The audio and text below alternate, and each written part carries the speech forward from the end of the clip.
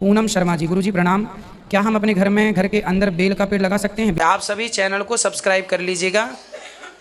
जो भी यूट्यूब पर देख रहे हैं चैनल को सब्सक्राइब कर लीजिए और शेयर कीजिएगा। राधे राधे दोस्तों, स्वागत है आपका हमारे YouTube चैनल उषा भक्ति महाजू में। तो बात करेंगे हम आज ऐसी महिला की जो कि पंडाल में आती है और कहती है, गुरुजी क्या हम अपने घर में वास्तु दोष के हिसाब से कौन कौन से वृक्ष लगा सकते हैं। तो आइए दोस्तों देखते हैं कि गुरुजी उस महिला को क्या समझाते हैं। आज का प्रश्न बहुत अच्छा था। उस प्रश्न के जरिए उस महिला ने जो प्रश्न किया उसके जरिए दोस्तों हम सभी को ज्ञान प्राप्त हुआ। तो आगे की स्टोरी जब आप देखेंगे तभी पूरा ज्ञान प्राप्त होगा। आइए देखते हैं कि आगे की स्टोरी क्या है, क्या ज्ञान प्राप्त हुआ है। बिल्कुल लगा सकते हैं। घर के अंदर अगर कोई पेड़ अपने से लग जाए तो शुभ है या अशुभ? कुछ पेड़ शुभ होते हैं, कुछ पेड़ अशुभ होते हैं। जैसे घर के अंदर तो तुलसी लगाना चाहिए, तुलसी लगें, या फिर जो कीमती फलदार वृक्ष हैं, फलदार वृक्षों का घर में नहीं होना चाहिए। फलदार वृक्ष घर में नहीं होने चाहिए। क्यों नहीं होने चाहिए? क्योंकि आपके घर के बाहर कोई आउट साइड आपकी जगह हो, गार्डन हो, वहाँ पे आप लगा सकते हैं। आपका खेत है, प्लॉट है, वहाँ घर के अंदर फलदार वृक्ष नहीं होने चाहिए। विशेषकर केला का पेड़ नहीं होना चाहिए, क्योंकि केला का ऐसा कहा जाता है कि वो घर में आप, जैसे बृहस्पतिवार के दिन तो केला की पूजा होती है, तो केला की पूजा कर सकते हैं। गमले में केला लगाइए, जब केला बड़ा हो जाए, फलने की स्थिति आए, उस समय वो घर पर नहीं होना चाहिए। फलदार वृक्ष अच्छी जगह पर हों, ऐसी जगह पर जहाँ पर सब ठीक हो। बाकी वृक्ष कीमती वृक्ष जैसे सागौन है, सागौन का वृक्ष आप अपने घर पे लगाएं, बहुत शुभ होता है। कीमती वृक्ष, सागौन की लकड़ी बड़ी कीमती होती है ना, तो कीमती वृक्ष घर, जैसे सागौन छाया भी देता है और शुभ भी होता है। और जैसे बड़े वृक्ष नहीं होने चाहिए घर में, जैसे पीपल घर के अंदर होगा तो वो उसकी जड़ें आपकी नींव को, घर की नींव को कमजोर करेगी, डैमेज करेगी। इसलिए घर के बाहर, घर के सामने यदि कोई वृक्ष है तो कोई अशुभ नहीं है। वृक्ष यदि आपके घर में जैसे आम है, अमरूद है, फलदार है तो कोई दोष नहीं है। ऐसा नहीं कि आप कटवाने लग जाएं, परंतु फलदार वृक्ष आप घर पर ना लगाएं, और लगे हैं, फल दे रहे हैं तो कोई आपत्ति नहीं है ना, पर ना लगाएं। कहीं अच्छी जगह पर उनका, जो आपकी अपनी जगह हो, वहाँ पे आप उनको लगाएं। फलों में सबसे ज़्यादा दोष केले का है। केला छोटा सा गमला में है तो चलेगा, पर फल के समय वो घर पे नहीं होना चाहिए। घर के बाउंड्री के बाहर है आपका तो कोई दोष नहीं। और गुरुजी ये पूछना है, जैसे 1800 श्लोक होते हैं तो ये 7 दिनों के भागवत में पूरे हो जाते हैं? 1800 नहीं, 18,000। हाँ, तो हाँ होते हैं। तो मतलब ये 7 दिनों के भागवत में पूरे होते हैं कि कुछ ऐसा नियम नहीं, है? 7 दिनों में यहाँ आप देखते हैं ना, पोथी पाठ में 6.5 घंटे रोज ब्राह्मण देवता श्लोक का पाठ करते हैं, तब जाके 18,000 श्लोक 7 दिन में पूरे होते हैं। आज से 10 साल पहले निरंकारी मिशन से जुड़ गए थे, वहाँ पे हमने ज्ञान लिया। तो क्या ये ज्ञान सही है गुरुजी? कौन सा ज्ञान लिया बताइए? निरंकारी मिशन में बस तो कौन सा ज्ञान देते हैं हम लोग? वो लोग यही ज्ञान बताते हैं, 5 प्रण बताते हैं। कौन कौन से? तन मन धन निरंकार का है, ऊंच नीच से भेदभाव मत करो, खान पान से कोई मतलब कोई दिक्कत नहीं है, कुछ भी खा पी सकते हो। कुछ भी खा पी सकते हो मतलब जैसे आप गुरुजी बताते हैं कि मांसाहारी नहीं, वैसे हम लोग नहीं करते हैं। हाँ। लेकिन वहाँ पे कोई रोक टोक नहीं है गुरुजी। वो मांस खा सकते हैं? हाँ, ये बताते हैं। और ये भी बताते हैं मूर्ति पूजा मत करिए, भ्रम की समाप्ति कहते हैं हो जाती है। अब देखिए, वो कह रहे हैं मूर्ति पूजा भ्रम है, पर मांस खाने को वो भ्रम नहीं मान रहे हैं। जी गुरु, देखिए जरा समझिए कि वो मांस खाने की इजाजत दे रहे हैं और मूर्ति पूजा बंद करा रहे हैं। मतलब वो खुद भ्रमित हैं, औरों को क्या रास्ता दिखाएंगे? तो यही गुरुजी हम आपके चरणों में आए हैं। दासी बस यही जानना चाहती है कि ये सही है या सही। गलत? तो आप अपने दिल से कहो कि ये सही है कि गलत, आप खुद जवाब दो। हमें बहुत कंफ्यूजन होता है गुरुजी आपके चरणों में, इसीलिए हम आए हैं। कंफ्यूजन नहीं होना चाहिए। हम बराबर पूजा करते हैं गुरुजी। आज ही हमने कथा में बताया कि भगवान तो निर्गुण निराकार हैं, पर सगुण साकार जरूरी है। आज की कथा में हमने स्पष्ट किया। इसलिए किसी जीव की हत्या कभी धर्म नहीं हो सकती। जो हमारे वेद कहते हैं अहिंसा ही परमो धर्मा, वो लोग कहते हैं मांस खा सकते हैं, तो मांस खाने के लिए तो किसी की हत्या करनी पड़ेगी। तो हत्या करना हमारा धर्म हमें सिखाता नहीं है, इसलिए हम वेद को मानते हैं। वो लोग वेद को नहीं मानते, तो वो वेद को नहीं मानते तो मांस खाते हैं। अब आपको निर्णय लेना है कि आपको किन के साथ रहना है, उस ज्ञान के साथ या इस ज्ञान के साथ। नहीं गुरुजी, हमें आप ही रास्ता दिखाइए। तो रास्ता यही है कि आप भगवान का चिंतन करें, कथाएं सुनते रहें, कथा में जो कहा जाता है वही पालन कीजिए। गुरुजी मेरे को आपसे एक सवाल करना है। बोलो बेटा। गुरुजी जैसे कि हम सबको पता है कि बिना खाए पिए कोई जिंदा नहीं रह सकता, तो पिछले जो पहले के ज़माने के लोग ऋषि मुनि होते थे वो तपस्या करते थे, तो वो 200 साल तक जिंदा रह सकते थे। तो क्या आज के ज़माने में भी कोई सच्चे मन से तपस्या करके इतने सालों तक जिंदा रह सकता है? बेटा तपस्या के समय पे ना उन लोगों को योग ज्ञान होता है। आज भी हमारे सनातन धर्म में बड़े बड़े योगी हैं, जो योग का अभ्यास करता है ना, उसे भोजन पानी की जरूरत नहीं होती। जैसे बड़े बड़े साधु संत बर्फ में भी रहते हैं। आपको पता है हमारी नाक जो होती है, हमारी नाक में एक तरफ ठंडी हवा चलती है, एक नाड़ी को सूर्य नाड़ी कहते हैं और एक को चंद्र कहते हैं। एक ठंडी होती है, एक गर्म होती है, आपको पता है? हमारी देखिए, एक ठंडी होती है और एक गर्म होती है। तो संतों को इतनी बारीक ज्ञान होता है, यदि उन्हें सर्दी लग रही है तो वो अपनी गर्म नाड़ी स्टार्ट कर लेते हैं, यदि उन्हें गर्मी लग रही है तो वो ठंडी कर लेते हैं, तो वो अनुकूलित होती है, पहला। दूसरा, हमारा जो मस्तिष्क होता है ना, ये गुरुजी एक ऐसा योग होता है, आप अपनी जिह्वा को पलटाइए, अंदर अंदर अंदर ले जाइए, यहाँ जो आपका वो लटकता हुआ यहाँ गले में होता है ना, वहाँ उसको टच कीजिए।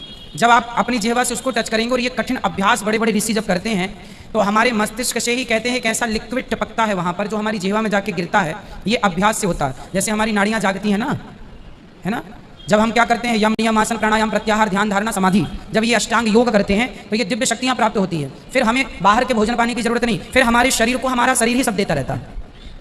ये योग है, और ऐसे योग के बल पर हमारे साधु संत हजारों साल तक जीवित रह लेते थे। ठीक है, धन्यवाद गुरुजी। ये कठिन अभ्यास से प्राप्त होती हैं चीजें, होती हैं। गुरुजी एक और, बोलो। अगर हम सच्चे मन से अभी भी तपस्या कर सकते हैं तो हम जिंदा रह सकते हैं 200-300 साल तक? बिल्कुल बेटा, बहुत समय तक। आज भी बद्रीनाथ जी, केदारनाथ जी के, आज भी हिमालय की कंदराओं में आज भी कई 100 साल पुराने संत हैं, बट हम जैसों को वो दिखाई नहीं पड़ते। इसलिए है, पॉसिबल है, असंभव नहीं हो कुछ भी। अब जैसे विभीषण जी आज भी जिंदा हैं, हमें दिखाई नहीं पड़ रहे हैं। हनुमान जी आज भी हमें दिखाई नहीं पड़ रहे हैं। अश्वत्थामा आज भी हमें दिखाई नहीं पड़ रहे हैं। तो ये शक्तियाँ हैं, बस हम तुच्छ प्राणी हैं, इसलिए आंखों में हमारी इतनी यदि दिखते भी होंगे तो हम पहचान नहीं पाते। हो सकता है इसी भीड़ में हनुमान जी बैठे हों, पर हमें क्या पता कि कौन हनुमान जी है। तो यही है कि है सब चीज़ें पर दिखती नहीं है। वो एक शक्ति है दिव्य, जो वो बहुत समय तक जिंदा रखती है। हालांकि जैसे पुरुष लोग मृत्यु के पश्चात पितृलोक जाते हैं, तो महिला मृत्यु के पश्चात किस लोक में जाती है? पितृलोक ही होता है उनका भी। अच्छा, दोनों एक ही लोक में। महाराज जी, दूसरा सवाल यह है कि जैसे यहाँ भागवत कथा बैठकर जब सुनते हैं, जितना पुण्य यहाँ मिलता है उतना ही क्या टीवी और यूट्यूब के द्वारा मिलता है? जरूर मिलेगा, क्यों नहीं मिलेगा। गौरी से प्रश्न कर रही हैं, गुरुजी हम गाय को बिना स्नान किए कुछ खिलाते हैं, तो लोग कहते हैं कि बिना स्नान किए आप गाय को छूते हो तो आपको पाप पड़ेगा, क्या ये सही है? ना जी, आप गाय की सेवा नहा के करें, बिना नहाए। भाई, बच्चे को माँ बिना नहाए दूध पिलाए तो कोई पाप थोड़ी लगता है। ऐसे गाय हमारे घर का सदस्य होती है, माँ के तुल्य होती है, तो उसमें कोई दोष नहीं है। आप नहा के गाय की सेवा करें या बिना नहाए उसको चारा भूसा दें, वो आपकी स्वतंत्रता है। नूपुर शर्मा जी, गुरुजी खाटू श्याम जी कौन थे और उनकी कथा क्या थी? खाटू श्याम एक बर्बरी के नाम के एक भक्त थे भगवान के।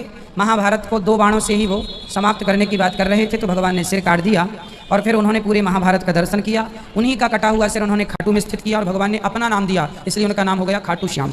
भगवान श्री कृष्ण ने बर्बरीक जी को अपना नाम दिया और शीश के दानी उनको कहा जाने लगा, क्योंकि भगवान ने सिर काटा था, तो वो खाटू श्याम वही कहलाए।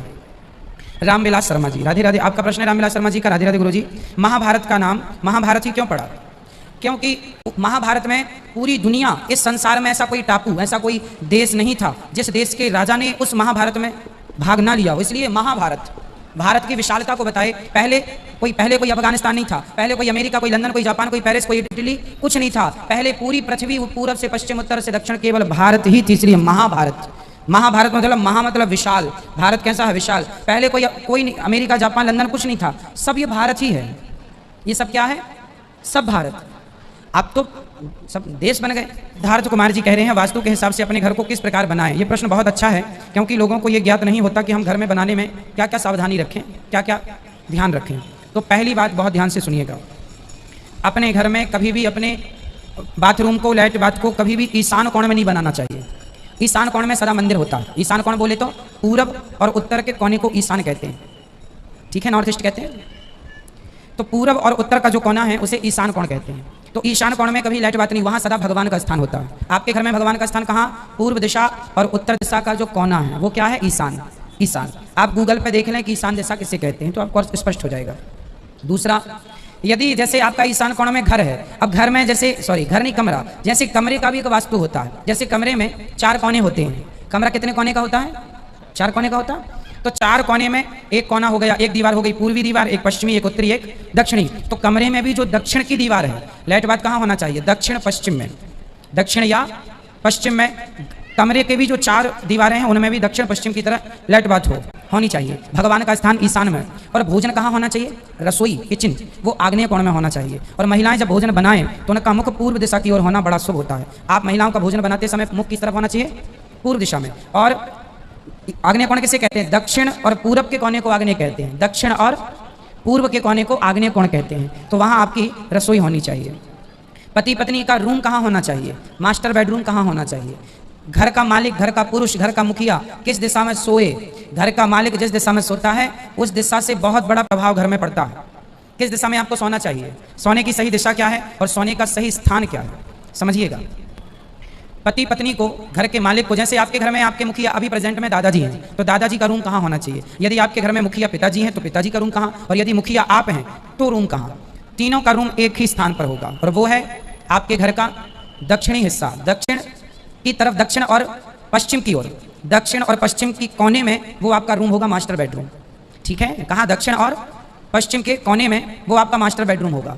वहाँ पर वास्तु देवता के चरण होते हैं। एक्चुअली ईशान की तरफ वास्तु देवता के मुख होता है और दक्षिण और पश्चिम की ओर वास्तु देवता के चरण होते हैं। तो जब आप उनके चरणों में सोएंगे, चरणों में रहेंगे, तो वो सदा कृपा बरसाएंगे। आप किसी के सिर पर बैठ जाओ तो बिगड़ जाएगा, सिर पर खड़ा होता है, सिर पर बैठता है, और किसी के पाँव पकड़ लो बड़ा खुश होता है। तो वास्तु देवता के चरणों में रहना चाहिए। तो पति पत्नी को, घर के मुखिया को वहाँ सोना चाहिए। घर का जो मुखिया है, जो कमाता है वो मुखिया है, वो वहाँ सोए। ठीक है, बाकी लोग कहीं भी सो सकते हैं। तो ये घर का कुछ वास्तु है ना। सीढ़ियाँ कभी ईशान कोण में नहीं होनी चाहिए, सीढ़ियाँ ईशान कोण में नहीं होनी चाहिए, सीढ़ियाँ हमेशा दक्षिण पश्चिम की ओर हो तो ज़्यादा शुभ है। ठीक है, तो जितना भी बाहर का सामान है वो दक्षिण पश्चिम में हो और लेट बात भी दक्षिण पश्चिम में हो। शुद्धता, रसोई है और ये शुद्ध चीज़ें, ये सब ईशान और आग्नेय की तरफ होना चाहिए। आपके घर का मुख्य द्वार, यदि आपका प्लॉट पूर्वी मुखी है तो पूर्व में कहाँ दरवाजा हो, बहुत सारे इसमें ज्ञान है। प्रत्येक दिशा में 9 दरवाजे वास्तु देता है। जी गुरुजी, कौन से व्रत से भगवान नारायण जल्दी खुश होते हैं? कौन से व्रत से? मौन व्रत। चुप रहो, ज़्यादा से ज़्यादा भगवान का चिंतन करो, यही व्रत है भगवान का। मौन रहो तो ही अच्छा है, ज़्यादा बोलेंगे ज़्यादा झंझट होगी। मौन व्रत करो और ज़्यादा से ज़्यादा भगवान का, देखो हर देवी देवता के व्रत होते हैं, भगवान श्रीमन नारायण के तो 7 दिन 12 महीने आप भगवान का ध्यान करें, यही व्रत उनका चिंतन करें। भगवान ये नहीं कहते कि तुम मेरे लिए भूखे रहो, भगवान कहते हैं बस मेरे से प्यार करो सच्चा, बस मैं खुश हो जाऊंगा। मेरे तो देखा दोस्तों, आज की वीडियो आपने पूरी देखी और सुनी। जैसे कि उस महिला ने कहा कि गुरुजी, वास्तु दोष के हिसाब से हम कौन से वृक्ष या पेड़ पौधे या प्लांट घर में लगा सकते हैं। इस पर गुरुजी ने यही समझाया कि हम जो हैं फलदार पेड़ पौधे घर में वृक्ष नहीं लगाने चाहिए, क्योंकि घर में अगर हम ये बड़े बड़े वृक्ष पौधे लगाते हैं तो हमारी जो जड़ें जो इस पेड़ पौधों की फैलती हैं वृक्ष की, तो ये हमारी नींव को, हमारे घर को कमज़ोर करती हैं। और वैसे भी कुछ फल पेड़ पौधे कुछ ऐसे होते हैं, जैसे कि हम तुलसी का पौधा अपने घर के अंदर लगा सकते हैं और पूजा पाठ और खुशबूदार प्लांट छोटे छोटे जो होते हैं पेड़ पौधे, उसे हम लगा सकते हैं। लेकिन फलदार जो है वृक्ष या पेड़ पौधे नहीं लगा सकते। तो दोस्तों, आज की वीडियो से आपको जो भी ज्ञान प्राप्त हुआ हो आप हमें कमेंट बॉक्स में कमेंट करके बता सकते हैं। और हाँ, अगर अभी तक आपने हमारे चैनल को सब्सक्राइब नहीं किया है तो आप हमारे चैनल को सब्सक्राइब कर लें। हमारी वीडियो को ज़्यादा से ज़्यादा लाइक और शेयर करें। कमेंट बॉक्स में राधे राधे लिखना ना भूलें। मिलेंगे किसी ऐसी ही अन्य वीडियो के साथ, तब तक के लिए राधे राधे।